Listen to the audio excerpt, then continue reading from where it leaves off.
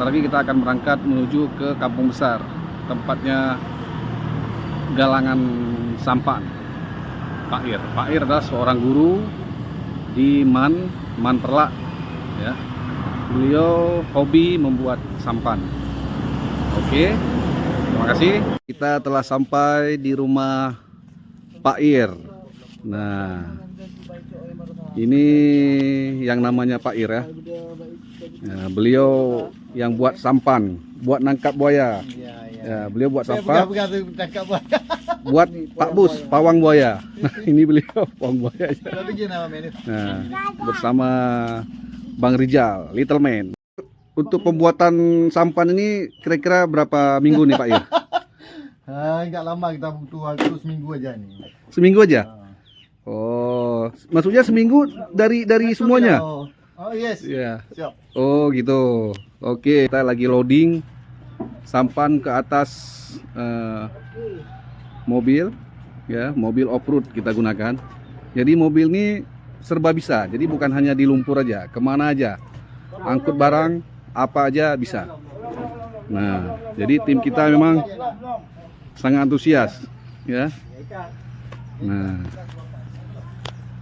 ini Nyak John ahli mata pancing.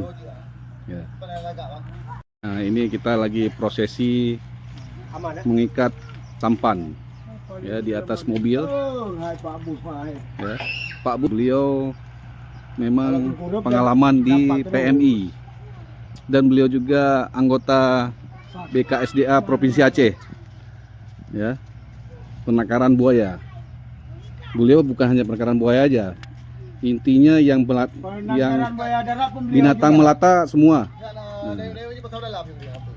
Nah, ini Pak Ir, ya, beliau yang membuat sampan. Nah, beliau juga seorang guru di Man. Guru apa Pak Ir? PJOK. Oh, PJOK, guru olahraga. Oh, sama seperti Pak Bus. Pak Bus juga guru olahraga, ya. Kita tunggu sebentar lagi.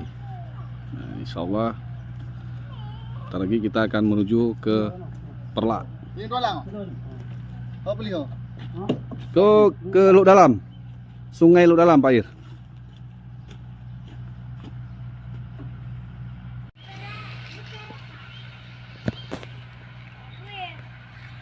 Siap meluncur. Cek dulu rumah, cek baju. Pak Ir, ini apa?